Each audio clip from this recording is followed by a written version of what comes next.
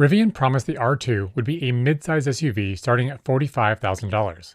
But here's the twist. The very first version that most people can actually buy might be a $60,000 launch edition, packed with hidden perks, exclusive features, and performance that could actually go toe-to-toe with Tesla's Model Y performance.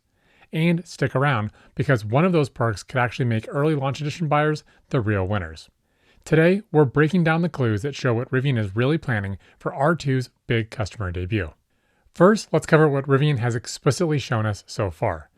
Rivian has made no secret that they plan to do a launch edition R2, similar to how they did with the original Gen 1 launch of the R1S and R1T, and as they did a second time with the release of the Gen 2 quad-motor R1S and R1T.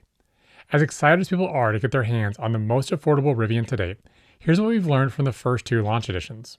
Both times that Rivian has done a launch edition, they have made the launch edition and performance variant, offered at least one exclusive color, such as Launch Green, or an existing premium color like Storm Blue, included at no additional charge.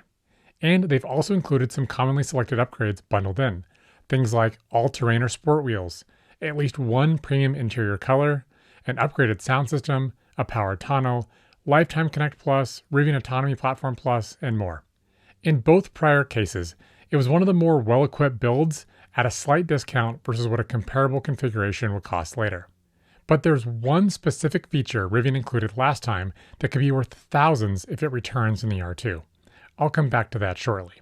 When you factor in that Rivian is going to have a lot of pressure to reduce their cash burn, and that their early vehicles will be the most expensive for them to build, then it makes sense that they would want to package a build that sits on the higher end of the R2 price range to start. I don't think we see that promised $45,000 starting price point until they are a ways into production.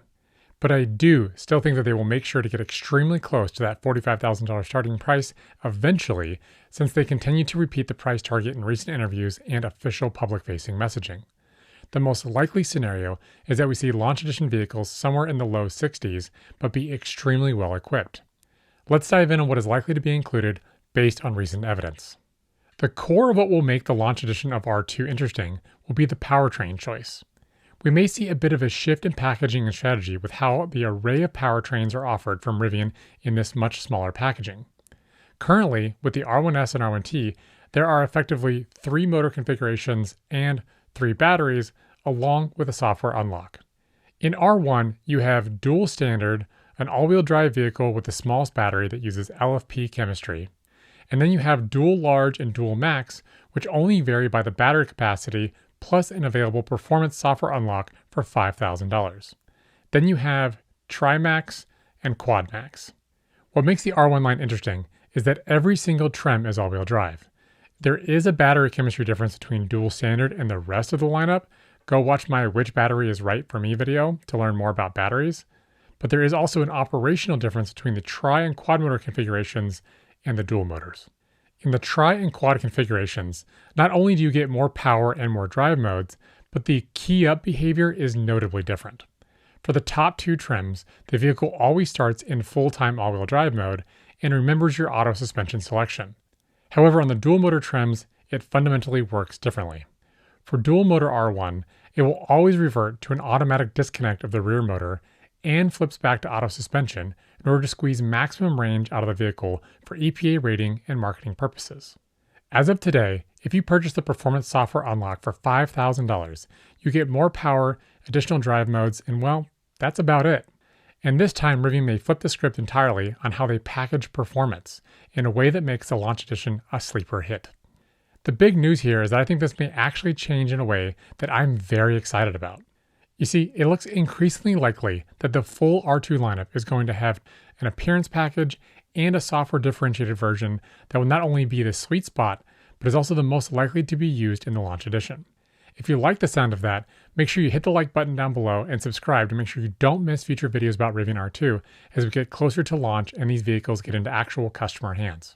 By the time it's all said and done, Rivian may have as many as 5 different trims available for R2. First is the promised entry-level model, likely to be called something like R2 Standard. With R2 Standard, we would expect it to be a rear-wheel drive only and have a smaller battery pack, likely producing around 270 miles or so of range. Next would be what I think is going to be their best-selling combination, which is R2 dual motor and a large battery pack. For R2 dual motor, I'd expect well over 300 miles of range, likely in the 330-ish area, and have an automatic disconnect for the rear wheels the same way the existing R1 dual motor vehicles operate. This means when you're up to speed, the car's default behavior will be to drive in two-wheel drive mode for efficiency, but at low speeds, times you lose traction, or in off-road and snow modes, it would stay connected as an all-wheel drive vehicle. But this is where things get interesting, as it looks increasingly likely that Rivian is going to offer an R2 dual motor performance trim. This configuration is what I'm expecting for the launch edition powertrain and would compete squarely with the Model Y performance, complete with yellow brake calipers and other yellow accents, similar to what you currently see on the R1 tri-motors. But if you look at where the tri-motor sits in the lineup, it has full-time all-wheel drive for improved driving dynamics, more drive modes, and still retains a conserve mode for those long trips where you need to stretch your mileage to hit that next charging outpost. And the best part? Those camouflage prototypes on the road already hint that Rivian's testing something very different, and the payoff for early buyers could be huge. If we look at the hundreds of development validation builds that Rivian has running around, we actually see these yellow accents. And if we peek at fan-captured video, it's clear that these things can scoot. However, there's been plenty of evidence that the true performance king, a tri-motor R2, won't likely ship until the Georgia plant is delivering cars in 2028. So, what gives? It seems increasingly likely that the performance model will be primarily a software-differentiated vehicle with clear customer-facing benefits. But from a production standpoint, it will be a far simpler solution by utilizing the same motors, but just uncorking them to their full potential. Not to mention a little bit of visual flourish to let people know that you're in the quick one. When we do finally see a proper top trim tri-motor R2, again, likely out of Georgia, I'm thinking it actually sports the same Laguna Blue accents that the current R1 quad motors have, so people that know that, well, now you're in the quickest one. The last and final trim is a bit more of a wild card, but given the existing patents for R2X, it's possible that Rivian sells an appearance package that is more rugged or has a sportier look to it, even if it's not truly the most performant powertrain. Kind of how Volkswagen has their R line for sportier trims, but that is not the same as their full-blown actual R vehicles that are true performance cars. While a performance variant of the dual-motor powertrain is the most likely candidate for launch edition, I'd still expect close to 300 EPA-rated miles, and I'd imagine you could still get 330 or more when in conserve mode to operate more efficiently, such as the regular R2 dual motor. If you're enjoying this Rivian R2 update and want the latest Rivian news, subscribe to my free Rivian Recap email newsletter here. You'll get a no BS email update to your inbox every Friday with the latest news, deals, and exciting things happening in the community. Now, let's talk about autonomy and driver assistance systems. With the Gen 2 release, Rivian dramatically improved the capability of their cars in several very measurable ways. First, the camera resolution went up dramatically. Gen 2 vehicles on the road today have more megapixels of cameras surrounding them than any other car on the road in North America. Second was the onboard compute. With dual NVIDIA Drive Orin chips, Gen 2 has approximately 250 trillion operations per second of compute, and the far less expensive R2, it should best the more expensive models on both counts. Rivian has announced that the R2 will launch with both higher megapixel cameras and more compute power on board. We've already seen Rivian moving fast here in the second half of 2025, and how they are improving their driver assistance and finally starting to take advantage of all this input and available compute. Not only have they now dropped their reliance on Mobileye for part of the assistance systems, which is expected to be fully removed from new cars any day now, but we are actually seeing giant leaps in performance from each and every software release. It sure seems like the rate of improvement over the next 6 to 12 months is going to catch a lot of people off guard. Based on this rate of improvement, it feels fair to expect not only the current Gen 2 vehicles, but also the new, affordable R2 to have excellent driver assistance within a year from now. I would personally measure that by delivering on hands-free anywhere the car can actually see lane lines and basic auto lane change, lane shading, as well as the ability to come to a stop with a stoplight or stop sign. It's clear that Tesla still has a lead here in terms of point-to-point, but with Rivian's stated goal of offering point-to-point with their current hardware suite, and just how powerful it is versus what Tesla offers today in their cars, that seems achievable down the road. The most likely situation we'll find ourselves in will be a comparable package to the previous enhanced autopilot package that Tesla used to offer by sometime next year. Personally, this is an evolution that I'm very excited to see.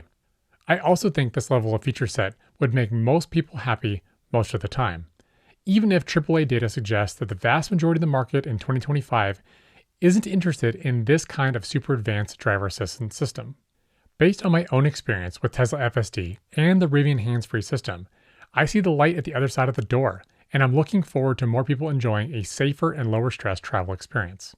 And if the launch edition of R2 is anything like the launch edition of the newest quad motor, it could include lifetime access to the driver assistance features that everyone else will be required to pay a subscription for.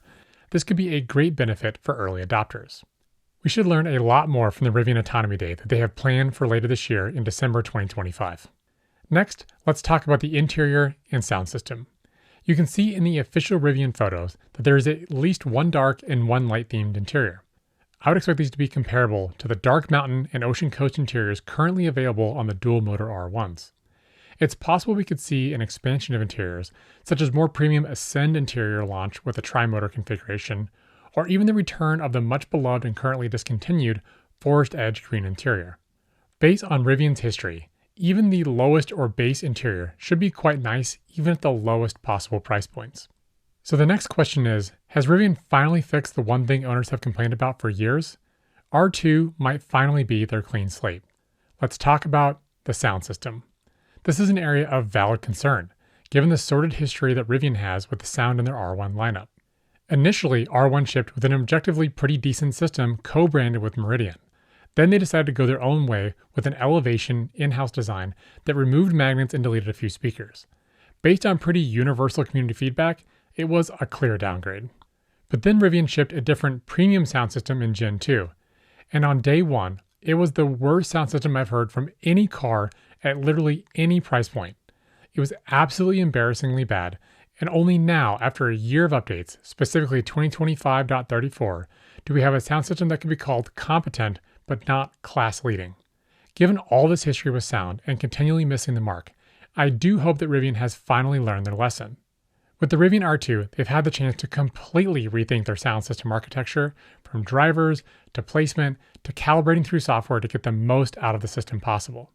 I'm cautiously optimistic that the R2 sound will be improved, but I do think that Rivian deserves to be held to account and that no one should simply assume the sound system in R2 is solid until hearing it for themselves and deciding firsthand.